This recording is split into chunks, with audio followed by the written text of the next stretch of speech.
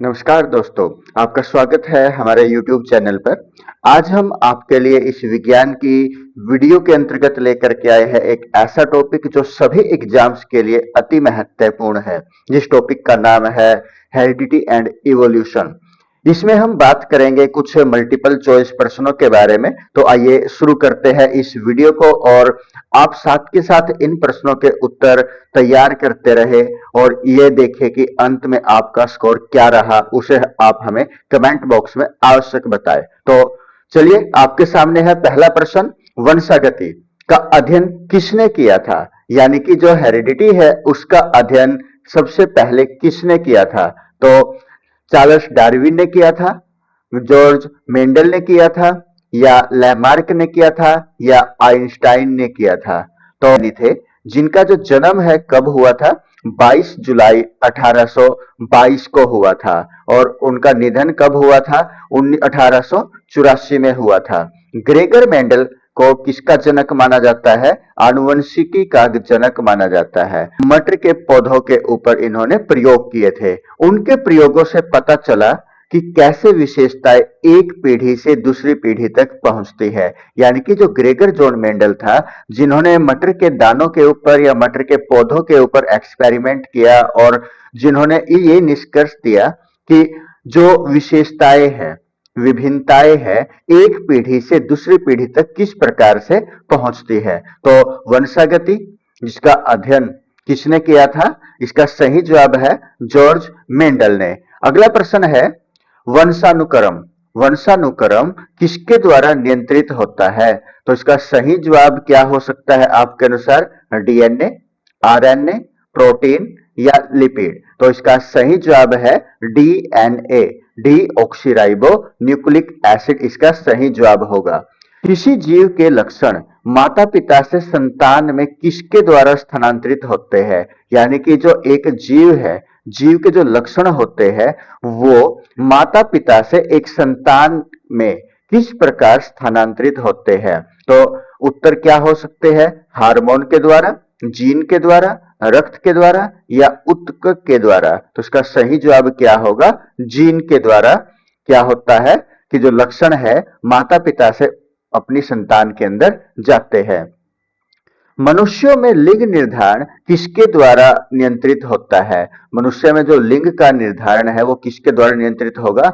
Autosome के द्वारा, x और वाई गुणसूत्र के द्वारा, कोशिका झिल्ली के द्वारा या न्यूक्लियस के द्वारा? तो इसका सही जवाब क्या होगा? एक्स और वाई गुणसूत्रों के द्वारा मानव में लिंग का निर्धारण होता है। मनुष्यों में एक्स वाई गुणसूत्र किस लिंग को दर्शाते हैं? एक्स और वाई किस गुणसूत्र को दर्शाएंगे?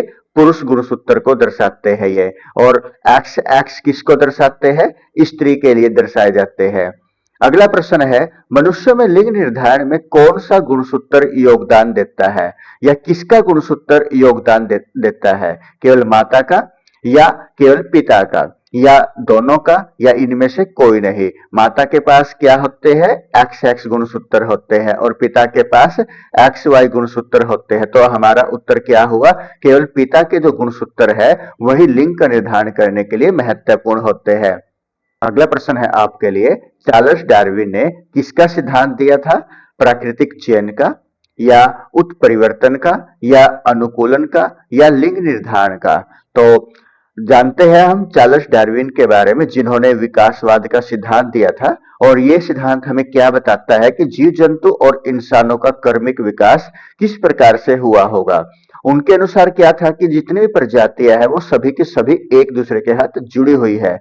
और डार्विन को क्या माना जाता है? विकासवाद का जनक इन्हीं को माना जाता है। इन्होंने जो ये सिद्धांत था, उनकी जो पुस्तक है ओरिजिन ऑफ स्पीशीज में इन्होंने इसको लिखा हुआ है। और यह किताब कब प्रकाशित हुई थी? 1859 में ये प्रकाशित हुई थी। तो इस प्रश्न का सही उत्तर क्या है? चार्ल्स डार्विन ने किसका सिद्धांत दिया था? तो प्राकृतिक चयन का, नेचुरल सिलेक्शन का सिद्धांत उन्होंने दिया था। उसके बाद है आनुवंशिकता का विज्ञान किसने स्थापित किया था? यानी कि जो जेनेटिक्स का विज्ञान है वो किसने स्थापित किया था? चार्ल्स डार्विन ने, जेबी लेमार्क ने या ग्रेगर जॉन मेंडल ने या वॉटसन और क्रिक ने? तो इसका सही जवाब क्या है? ग्रेगर मेंडल इसका सही जवाब है। नेक्स्ट क्वेश्चन है गुणसूत्र, यानी कि क्रोमोसोम कहाँ पाए जाते हैं। क्रोमोसोम कहाँ पर पाए जाते हैं? ये कोशिका भित्ति में पाए जाते हैं, कोशिका झिल्ली में पाए जाते हैं, या फिर केंद्रक में मिलते हैं, या साइटोप्लाज्म में मिलते हैं। यह कि ये एक सेल की जो स्ट्रक्चर है, इस स्ट्रक्चर के अंतर्गत हमने क्या बताना है कि जो क्रोमोसोम है, जो गुणसूत्र है, वो कहां पर पाए जाते हैं। तो इसका सही जवाब क्या होगा? केंद्रक, कोशिका का जो ये न्यूक्लियस है, यहां पर ये स्थापित होता है। यहीं पर हमें क्या मिलते हैं? गुणसूत्र मिलते हैं। अगला प्रश्न है, मनुष्यों में कितने गुणसूत्र होते हैं? जो मानव होता है उसके अंदर गुणसूत्र बताने हैं हमने, कितने होते हैं। तो एक मनुष्य के अंदर कितने गुणसूत्र मिलते हैं? 46 गुणसूत्र मिलते हैं। और यदि जोड़े पूछे तो जोड़े कितने होते हैं? यहां पर 23 जोड़े गुणसूत्र पाए जाते हैं। किसी गुण का पीढ़ी दर पीढ़ी संचरण, यानी कि जो गुण है एक पीढ़ी से अगली पीढ़ी में संचरित होते हैं, तो उसको क्या कहा जाता है? विकास कहते हैं, या वंशागति कहते हैं, या अनुकूलन कहते हैं, या उत्परिवर्तन कहते हैं। तो इसका सही जवाब क्या होगा? वंशागति कहते हैं। यह क्वेश्चन है आपके लिए, गुणसूत्र किससे बने होते हैं, कि जो क्रोमोसोम है वो किस चीज के बने हुए होते हैं। तो ये डीएनए और प्रोटीन के बने होते हैं, या आरएनए और लिपिड के बने हुए होते हैं, या केवल डीएनए के, या फिर केवल प्रोटीन के बने हुए होते हैं। तो हमारा सही जवाब क्या है?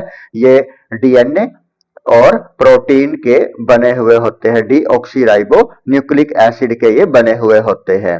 अगला प्रश्न है, निम्नलिखित में से कौन एक लिंग से जुड़ा आनुवंशिक विकार है? आपने क्या बताना है इस प्रश्न में कि जो लिंग से जुड़ा हुआ एक आनुवंशिक विकार है वो कौन सा है? मधुमेह, या हीमोफीलिया, या कैंसर, या टाइफाइड। तो आपका सही जवाब क्या होगा?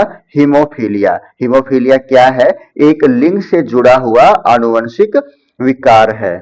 अगला प्रश्न है, गुणसूत्रों में पाई जाने वाली आनुवंशिक सूचनाएं किसमें संचित होती है? यानी कि जो गुणसूत्र होते हैं, गुणसूत्रों के अंदर जो आनुवंशिक सूचनाएं होती है वो किसके अंदर इकट्ठी रहती है, संचित रहती है? ऑप्शन है आपके पास, डीएनए के अंदर, या प्रोटीन के अंदर, या लिपिड के अंदर, या आरएनए के अंदर। तो आपका सही जवाब क्या होगा? डीएनए के अंदर। अगला प्रश्न है, निम्नलिखित में से कौन सा आनुवंशिकता से संबंधित है? निम्नलिखित में आपने क्या बताना है कि जो ये आनुवंशिकता से संबंध रखने वाला है वो कौन सा है? वातावरण है, या डीएनए है, या भोजन है, या तापमान है। यानी कि जो आनुवंशिकता से संबंध रखता है वो कौन है? डीएनए है, डीऑक्सीराइबो न्यूक्लिक एसिड है।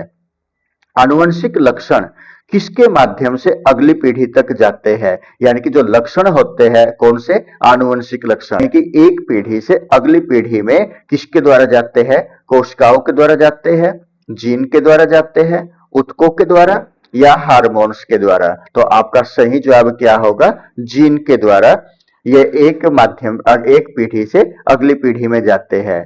ग्रेगर मेंडल ने अपने प्रयोग किस पर किए थे? यानी कि ग्रेगर जॉन मेंडल था, उसने जो प्रयोग किए थे वो किसके ऊपर किए थे?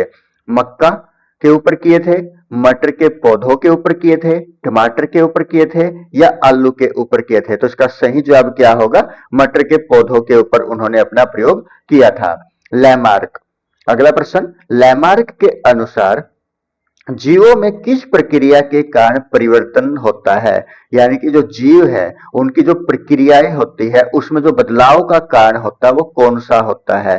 लैमार्क के अनुसार आपने बताना है। प्राकृतिक चयन के द्वारा परिवर्तन होता है, या उत्परिवर्तन के द्वारा होता है, या अर्जित लक्षणों के द्वारा, या अनुकूलन के द्वारा। तो इसका सही जवाब क्या है? जो लक्षण अर्जित किए जाते हैं, यानी कि अर्जित लक्षणों के माध्यम से ही क्या होते हैं? क्रिया में परिवर्तन होते हैं।